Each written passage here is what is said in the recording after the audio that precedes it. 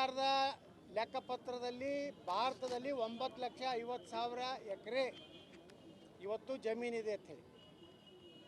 ಆದರೆ ಎಂದು ನಮ್ಮ ನರೇಂದ್ರ ಮೋದಿಯವರು ನಮ್ಮ ಪಾರ್ಲಿಮೆಂಟ್ನಲ್ಲಿ ಇದಕ್ಕೆ 42 ತಿದ್ದುಪಡಿ ಆಗಬೇಕು, ಟ್ರಿಬ್ಯುನಲ್ಗಿರುವಂಥ ಅಧಿಕಾರ ಕಿತ್ತು ಹಾಕಿ ಅದು ಕಂದಾಯ ಜಿಲ್ಲಾಧಿಕಾರಿಗಳಿಗೆ, ಅಸಿಸ್ಟೆಂಟ್ ಕಮಿಷನರ್ಗೆ ಮತ್ತು ನಮ್ಮ ನ್ಯಾಯಾಂಗ ವ್ಯವಸ್ಥೆ ಕೊಡಬೇಕು ಅನ್ನೋಂತಹ ಒಂದು ತಿದ್ದುಪಡಿಯನ್ನು ಇದಕ್ಕೆ ತರಬೇಕಂತ ಹೇಳಿ ಮಂಡನೆ ಮಾಡಿದಾಗ ಅವ್ರು ಹೇಳಿದ್ದು 9,50,000 ಎಕರೆ.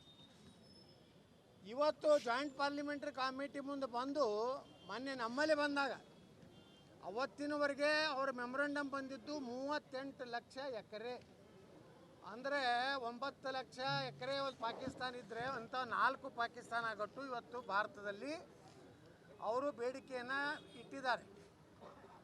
ಇದು ಒಂದು ದಿವಸದ ಹೋರಾಟ ಅಲ್ಲ. ಒಂದು ದಿವಸ ಏನೋ ಜಿಲ್ಲಾಧಿಕಾರಿಗಳಿಗೆ ಮನವಿ ಕೊಟ್ಟರೆ ಮುಗಿದು ಹೋಗೋದಿಲ್ಲ, ಒಂದು ದಿವಸ ದಂಡಿ ಕೂತ್ರೆ ಮುಗಿದು ಹೋಗೋದಲ್ಲ. ಇದು ಹಳ್ಳಿ ಹಳ್ಳಿಗೆ ಎಲ್ಲೆಲ್ಲಿ ಇದರಿಂದ ವಕಫ್ನಿಂದ ಇವತ್ತು ಬಾಧಿತವಾದಂಥ ಹಳ್ಳಿಗಳಿರ್ಬೋದು, ಮಠ ಮಂದಿರಗಳಿರ್ಬೋದು, ಸರ್ಕಾರಿ ಜಮೀನಿದೆ, ಅಲ್ಲೆಲ್ಲ ಹೋಗಿ ನಾವು ಜಾಗೃತಿ ಮಾಡಿ ಈ ಕರಾಳ ಶಾಸನದ ಬಗ್ಗೆ ಜನರಲ್ಲಿ ಜಾಗೃತಿ ಮಾಡೋದು, ಎಜುಕೇಟೆಡ್ ಮಾಡೋದು ಭಾಳ ಅವಶ್ಯ ಇದೆ. ಬರೀ ಒಂದು ದಿವಸಕ್ಕೆ ಕಾಟಾಚಾರಕ್ಕೆ ಪ್ರತಿಭಟನೆ ಮಾಡಿದ್ರೆ ಆಗೋದಿಲ್ಲ ಅಂಥೇಳಿ ನಮ್ಮ ಎಲ್ಲ ಟೀಮಿನ ಏನು ನಮ್ಮ ಮುಖಂಡರು ಅದಾರೆ ಅವರು ಎಲ್ಲರೂ ಕೂಡಿ ಒಂದು ನಾವು ನಿರ್ಣಯ ಮಾಡಿದ್ದೀವಿ.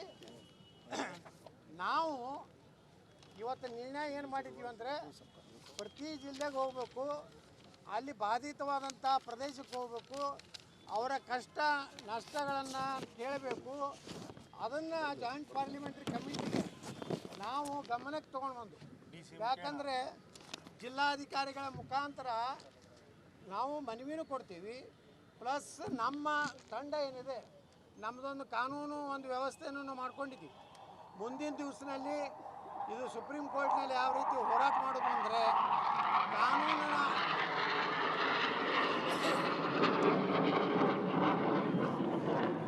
ಮತ್ತು ಈ ವಕಫ್ ಅನ್ನೋಂಥದ್ದೇನು ಉತ್ತಾರಿಯೊಳಗೆ ಬಂದಿದೆಯಲ್ಲ, ಇದರ ವಿರುದ್ಧ ರೈತರಿಗೆ ಸಲಹೆ ಕೊಡೋದ್ರ ಸಲುವಾಗಿ ಒಂದು ಟೀಮ್, ನಮ್ಮದು ಕಾನೂನು ಒಂದು ಸಲಹಾ ಸಮಿತಿ ಇದೆ, ನಮ್ಮದು ಒಂದು ಟೀಮ್ ಇದೆ. ನಾವೆಲ್ಲರೂ ಕೂಡಿ ಇಡೀ ಕರ್ನಾಟಕದಲ್ಲಿ ಮೊದಲ ಹಂತದಲ್ಲಿ ಇವತ್ತು ಬೀದರು, ನಾಳೆ ಕಲಬುರಗಿ, ನಾಡ್ದ ಯಾದಗಿರಿ, ರಾಯಚೂರು, ಅಲ್ಲಿಂದ ಬಾಗಲಕೋಟೆ ಮತ್ತು ಬೆಳಗಾವಿ ಒಂದು ಹಂತದ ಒಂದು ಜಾಗೃತಿ ಅಭಿಯಾನವನ್ನು ಮಾಡ್ತೀವಿ.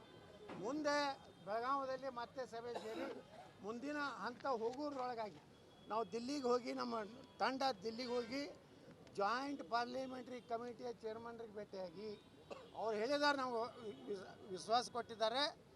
ಆ ಒಂದು ಸಭೆಗೆ ಕರ್ನಾಟಕದ ಕಂದಾಯ ಈ ಕಾರ್ಯದರ್ಶಿಗಳನ್ನು ಆಯಾ ಜಿಲ್ಲಾಧಿಕಾರಿಗಳು ಎಲ್ಲಿ ಬೇಕಾಬಿಟ್ಟಿಯಾಗಿ ಇವತ್ತು ಎಂಟ್ರಿ ಮಾಡಿದ್ದಾರೆ, ನೋಟಿಸ್ ಇಲ್ಲಾರ್ದು ಎಂಟ್ರಿ ಮಾಡಿದ್ದಾರೆ, ಅವ್ರನ್ನೆಲ್ಲನೂ ಕರೆಸಿ ನಮ್ಮ ಸಮಕ್ಷಮ ಆಯಾ ಜಿಲ್ಲೆಯ ಕೆಲವೊಂದು ಪ್ರತಿನಿಧಿಗಳನ್ನ ತೊಗೊಂಡು ಒಂದು ಸಭೆ ಮಾಡ್ತೀನಿ ಅಂತ ಹೇಳಿದ್ದಾರೆ.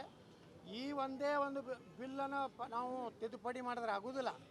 ನಮ್ಮ ಬೇಡಿಕೆ ಏನಿದೆ, ಆ ಟ್ರಿಬ್ಯುನಲ್ ರದ್ದಾಗಬೇಕು. ಟ್ರಿಬ್ಯುನಲ್ ಏನಾಗಿದೆ ಅಂದರೆ ಯಾವ ಸುಪ್ರೀಂ ಕೋರ್ಟಿಗೂ ಅಧಿಕಾರ ಇಲ್ಲ, ಅದಕ್ಕೆ ನಾವು ಟ್ರಿಬ್ಯುನಲ್ ತೆಗೆದು ಹಾಕಬೇಕು ಅನ್ನೋಂಥ ಒತ್ತಾಯವನ್ನು ಮಾಡಲಿಕ್ಕೆ ಈ ಹೋರಾಟವನ್ನು ಮಾಡ್ತಾಯಿದ್ದೀವಿ. ಇದು ಯಾರ ವಿರುದ್ಧವಲ್ಲ, ಯಾರೋ ಪ್ರತಿಷ್ಠೆಗೆ ಇಲ್ಲೊಬ್ಬರು ದೊಡ್ಡ ವ್ಯಕ್ತಿ ಆಗಬೇಕಂತಿಲ್ಲ, ಒಟ್ಟಾರೆ ನಮ್ಮ ರೈತರ ಭವಿಷ್ಯ ದೃಷ್ಟಿಯಿಂದ ಈ ಹೋರಾಟ ಮಾಡ್ತಾಯಿದ್ವಿ. ನಾವು ಬರೋದು ಅವರು ಇದಕ್ಕೆ ಪ್ರಧಾನಮಂತ್ರಿಗಳು ನಿನ್ನೆ ಪ್ರಧಾನಮಂತ್ರಿಗಳು ಸಹಿತ ಭಾಳ ಸ್ಪಷ್ಟವಾಗಿ ಹೇಳಿದ್ದಾರೆ. ನಾನು ಭಾರತದ ಪ್ರಧಾನಮಂತ್ರಿ ಶ್ರೀ ನರೇಂದ್ರ ಮೋದಿಯವರಿಗೆ ಭಾರತದ ಎಲ್ಲ ಜನತೆ ಪರವಾಗಿ ಹೃದಯಪೂರ್ವಕವಾದಂಥ ಧನ್ಯವಾದಗಳನ್ನು ಸಲ್ಲಿಸ್ತೀನಿ. ಯಾಕಂದರೆ ಅವರು ಸ್ಪಷ್ಟ ಹೇಳಿದ್ದಾರೆ, ಭಾರತದ ಸಂವಿಧಾನ, ಡಾಕ್ಟರ್ ಬಾಬಾ ಸಾಹೇಬ್ ಅಂಬೇಡ್ಕರ್ ಅವರು ಬರೆದ ಸಂವಿಧಾನದ ಏನಿದೆ ಅದನ್ನು ಅಷ್ಟೇ ನಾವು ಇಂಪ್ಲಿಮೆಂಟ್ ಮಾಡ್ತೀವಿ. ಇಂಥ ಅದ್ರಾಗ ವಕಫ್ ಅನ್ನುವಂಥ ಹೆಸರೇ ಇಲ್ಲ. ಅದಕ್ಕೆ ನಾವು ವಕಫ್ ತೆಗೆಯುವಂಥ ಒಂದು ಕ್ಲಿಯರಾಗಿ ಒಂದು ಸಂದೇಶವನ್ನು ಕೊಟ್ಟಿದ್ದಾರೆ. ನಾವು ಪ್ರಧಾನಮಂತ್ರಿಗಳಿಗೆ ಒಂದು ಶಕ್ತಿ ತುಂಬಬೇಕಾದ್ರೆ, ಯಾಕಂದರೆ ಕೆಲವೊಂದು ದೇಶ ವಿರೋಧಿ ಶಕ್ತಿಗಳು ಧಮಕಿ ಆಗ್ತಾಯಿವೆ ನಮ್ಮ ಪ್ರಧಾನಮಂತ್ರಿಗಳಿಗೆ, ನಮ್ಮ ಕೇಂದ್ರ ಸರ್ಕಾರಕ್ಕೆ ಬೆಂಬಲ ಕೊಟ್ಟಂಥ ಪಕ್ಷಗಳಿಗೆ ಒಂದು ವೇಳೆ ಇದಕ್ಕೆ ಬೆಂಬಲ ಕೊಟ್ಟರೆ ನಾವು ನಿಮ್ಮ ರಾಜ್ಯದಲ್ಲಿ ಬಂದು 5-6 ಲಕ್ಷ ಜನ ಸೇರಿಸ್ತೀವಿ, ಧರ್ಮ ಯುದ್ಧ ಆಗ್ತದೆ, ಕ್ರಾಂತಿ ಆಗ್ತದೆ ಅನ್ನೋದು ಇವತ್ತು MIM ಲೀಡರ್ನು ಹೇಳಕತ್ತಾನೆ, ಅವ್ರ ಮೌಲ್ವಿಗಳು ಹೇಳಕತ್ತಾರೆ. ಅದಕ್ಕೆ ನಾವು ತಯಾರಿದ್ದೀವಿ. ನೀವು 5 ಲಕ್ಷ ಕೊಡಿದ್ರೆ ನಾವು 25 ಲಕ್ಷ ನಮ್ಮ ರೈತರು ಕೊಡ್ತೀವಿ, ನಮ್ಮ ಶಕ್ತಿ ಪ್ರದರ್ಶನ ನಾವು ಮಾಡ್ತೀವಿ, ನಾವೇನು ಯಾವುದಕ್ಕೂ ಹಿಂದೆ ಉಳಿದಿಲ್ಲ ಅನ್ನೋಂಥದ್ದು ಪ್ರಧಾನಮಂತ್ರಿಗಳಿಗೆ ಶಕ್ತಿ ತುಂಬುವಂಥ ಸಲುವಾಗಿ ಈ ಟೀಮ್ ಕೆಲಸ ಮಾಡ್ತಾಯಿದ್ವಿ. ನಮ್ಮದು ಯಾರ್ದು ಏನೂ ಸ್ವಾರ್ಥ ಇಲ್ಲ. ಯಾವಾಗ ನಾವು ಮೊದಲು ಡಿಕ್ಲೇರ್ ಮಾಡಿದವ್ರು ನಾವು 25ರಿಂದ ಡಿಸೆಂಬರ್ 25ರವರೆಗೆ ನಾವು ಈ ಒಂದು ಹೋರಾಟ ಮಾಡ್ತೇವೆ. ಅದಕ್ಕೆ ನಾವು ಪ್ರಥಮವಾಗಿ ಬೀದರ್ನಿಂದ ಪ್ರಾರಂಭ ಮಾಡಿದ್ವಿ. ಭಾರತ ಸರ್ಕಾರದ ಲೆಕ್ಕಪತ್ರದಲ್ಲಿ ಭಾರತದಲ್ಲಿ 9,50,000 ಎಕರೆ ಇವತ್ತು ಜಮೀನಿದೆ ಅಂಥೇಳಿ.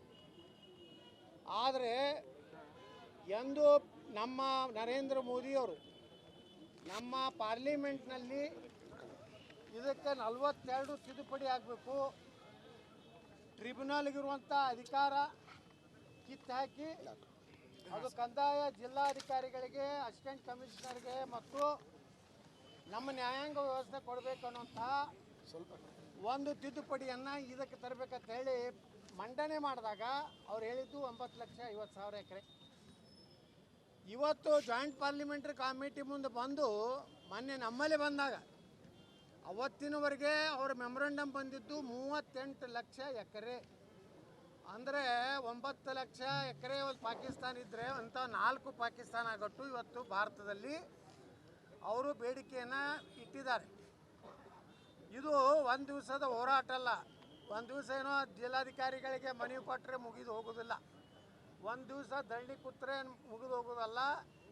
ಇದು ಹಳ್ಳಿ ಹಳ್ಳಿಗೆ ಎಲ್ಲೆಲ್ಲಿ ಇದರಿಂದ ವಕಫ್ನಿಂದ ಇವತ್ತು ಬಾಧಿತವಾದಂಥ ಹಳ್ಳಿಗಳಿರ್ಬೋದು, ಮಠ ಮಂದಿರಗಳಿರ್ಬೋದು, ಸರ್ಕಾರಿ ಜಮೀನು ಇದೆ, ಅಲ್ಲೆಲ್ಲ ಹೋಗಿ ನಾವು ಜಾಗೃತಿ ಮಾಡಿ ಈ ಕರಾಳ ಶಾಸನದ ಬಗ್ಗೆ ಜನರಲ್ಲಿ ಜಾಗೃತಿ ಮಾಡೋದು, ಎಜುಕೇಟೆಡ್ ಮಾಡೋದು ಭಾಳ ಅವಶ್ಯ ಇದೆ.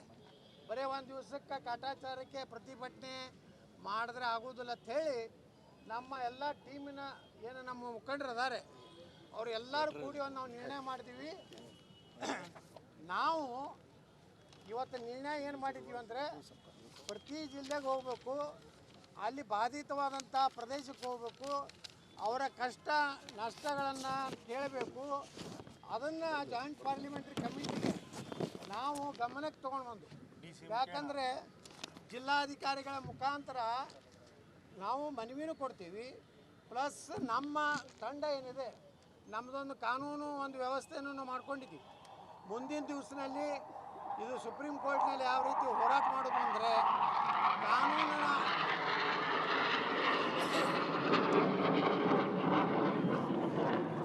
ಮತ್ತು ಈ ವಕಫ್ ಅನ್ನೋಂಥದ್ದೇನು ಉತ್ತಾರಿಯೊಳಗೆ ಬಂದಿದೆಯಲ್ಲ, ಇದರ ವಿರುದ್ಧ ರೈತರಿಗೆ ಸಲಹೆ ಕೊಡೋದ್ರ ಸಲುವಾಗಿ ಒಂದು ಟೀಮ್, ನಮ್ಮದು ಕಾನೂನು ಒಂದು ಸಲಹಾ ಸಮಿತಿ ಇದೆ, ನಮ್ಮದು ಒಂದು ಟೀಮ್ ಇದೆ.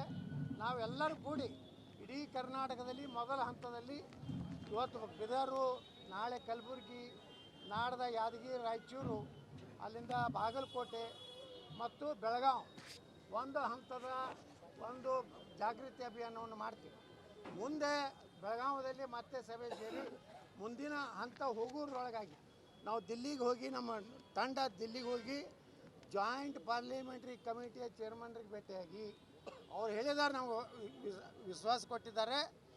ಆ ಒಂದು ಸಭೆಗೆ ಕರ್ನಾಟಕದ ಕಂದಾಯ ಈ ಕಾರ್ಯದರ್ಶಿಗಳನ್ನು ಆಯಾ ಜಿಲ್ಲಾಧಿಕಾರಿಗಳು ಎಲ್ಲಿ ಬೇಕಾಬಿಟ್ಟಿಯಾಗಿ ಇವತ್ತು ಎಂಟ್ರಿ ಮಾಡಿದ್ದಾರೆ, ನೋಟಿಸ್ ಇಲ್ಲಾರ್ದು ಎಂಟ್ರಿ ಮಾಡಿದ್ದಾರೆ, ಅವ್ರನ್ನೆಲ್ಲನೂ ಕರೆಸಿ ನಮ್ಮ ಸಮಕ್ಷಮ ಆಯಾ ಜಿಲ್ಲೆಯ ಕೆಲವೊಂದು ಪ್ರತಿನಿಧಿಗಳನ್ನ ತೊಗೊಂಡು ಒಂದು ಸಭೆ ಮಾಡ್ತೀನಿ ಅಂತ ಹೇಳಿದ್ದಾರೆ. ಈ ಒಂದೇ ಒಂದು ಬಿಲ್ಲನ್ನು ನಾವು ತಿದ್ದುಪಡಿ ಮಾಡಿದ್ರೆ ಆಗೋದಿಲ್ಲ. ನಮ್ಮ ಬೇಡಿಕೆ ಏನಿದೆ, ಆ ಟ್ರಿಬ್ಯುನಲ್ ರದ್ದಾಗಬೇಕು. ಟ್ರಿಬ್ಯುನಲ್ ಏನಾಗಿದೆ ಅಂದರೆ ಯಾವ ಸುಪ್ರೀಂ ಕೋರ್ಟಿಗೂ ಅಧಿಕಾರ ಇಲ್ಲ, ಅದಕ್ಕೆ ನಾವು ಟ್ರಿಬ್ಯುನಲ್ ತೆಗೆದು ಹಾಕಬೇಕು ಅನ್ನೋಂಥ ಒತ್ತಾಯವನ್ನು ಮಾಡಲಿಕ್ಕೆ ಈ ಹೋರಾಟವನ್ನು ಮಾಡ್ತಾಯಿದ್ದೀವಿ. ಇದು ಯಾರ ವಿರುದ್ಧವಲ್ಲ, ಯಾರೋ ಪ್ರತಿಷ್ಠೆಗೆ ಇಲ್ಲೊಬ್ಬರು ದೊಡ್ಡ ವ್ಯಕ್ತಿ ಆಗಬೇಕಂತಿಲ್ಲ, ಒಟ್ಟಾರೆ ನಮ್ಮ ರೈತರ ಭವಿಷ್ಯ ದೃಷ್ಟಿಯಿಂದ ಈ ಹೋರಾಟ ಮಾಡ್ತಾಯಿದ್ದೀವಿ. ನಾವು ಬರೋದು ಅವರು ಬರೋದು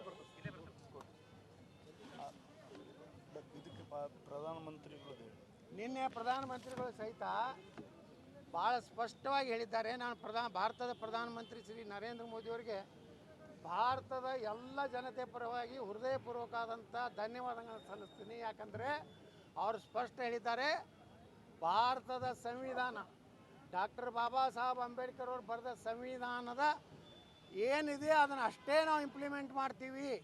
ಇಂಥ ಅದ್ರಾಗ ವಕಫ್ ಅನ್ನುವಂಥ ಹೆಸರೇ ಇಲ್ಲ. ಅದಕ್ಕೆ ನಾವು ವಕಫ್ ತೆಗೆಯುವಂಥ ಒಂದು ಕ್ಲಿಯರಾಗಿ ಒಂದು ಸಂದೇಶವನ್ನು ಕೊಟ್ಟಿದ್ದಾರೆ. ನಾವು ಪ್ರಧಾನಮಂತ್ರಿಗಳಿಗೆ ಒಂದು ಶಕ್ತಿ ತುಂಬಬೇಕಾದ್ರೆ, ಯಾಕಂದರೆ ಕೆಲವೊಂದು ದೇಶ ವಿರೋಧಿ ಶಕ್ತಿಗಳು ಧಮಕಿ ಆಗ್ತಾ ಇವೆ ನಮ್ಮ ಪ್ರಧಾನಮಂತ್ರಿಗಳಿಗೆ, ನಮ್ಮ ಕೇಂದ್ರ ಸರ್ಕಾರಕ್ಕೆ ಬೆಂಬಲ ಕೊಟ್ಟಂಥ ಪಕ್ಷಗಳಿಗೆ. ಒಂದು ವೇಳೆ ಇದಕ್ಕೆ ಬೆಂಬಲ ಕೊಟ್ಟರೆ ನಾವು ನಿಮ್ಮ ರಾಜ್ಯದಲ್ಲಿ ಬಂದು 5-6 ಲಕ್ಷ ಜನ ಸೇರಿಸ್ತೀವಿ, ಧರ್ಮ ಯುದ್ಧ ಆಗ್ತದೆ, ಕ್ರಾಂತಿ ಆಗ್ತದೆ ಅನ್ನೋದು ಇವತ್ತು MIM ಲೀಡರ್ನು ಹೇಳಕತ್ತಾನೆ, ಅವ್ರ ಮೌಲ್ವಿಗಳು ಹೇಳಕತ್ತಾರೆ. ಅದಕ್ಕೆ ನಾವು ತಯಾರಿದ್ದೀವಿ. ನೀವು 5 ಲಕ್ಷ ಕೊಡಿದ್ರೆ ನಾವು 25 ಲಕ್ಷ ನಮ್ಮ ರೈತರು ಕೊಡ್ತೀವಿ. ನಮ್ಮ ಶಕ್ತಿ ಪ್ರದರ್ಶನ ನಾವು ಮಾಡ್ತೀವಿ. ನಾವೇನು ಯಾವುದಕ್ಕೂ ಹಿಂದೆ ಉಳಿದಿಲ್ಲ ಅನ್ನೋಂಥದ್ದು ಪ್ರಧಾನಮಂತ್ರಿಗಳಿಗೆ ಶಕ್ತಿ ತುಂಬುವಂಥ ಸಲುವಾಗಿ ಈ ಟೀಮ್ ಕೆಲಸ ಮಾಡ್ತಾಯಿದ್ವಿ. ನಮ್ಮದು ಯಾರ್ದು ಏನೂ ಸ್ವಾರ್ಥ ಇಲ್ಲ. ಯಾವಾಗ ನಾವು ಮೊದಲು ಡಿಕ್ಲೇರ್ ಮಾಡಿದವ್ರು ನಾವು 25ರಿಂದ ಡಿಸೆಂಬರ್ 25ರವರೆಗೆ ನಾವು ಈ ಒಂದು ಹೋರಾಟ ಮಾಡ್ತೇವೆ. ಅದಕ್ಕೆ ನಾವು ಪ್ರಥಮವಾಗಿ ಬೀದರ್ನಿಂದ ಪ್ರಾರಂಭ ಮಾಡಿದ್ವಿ.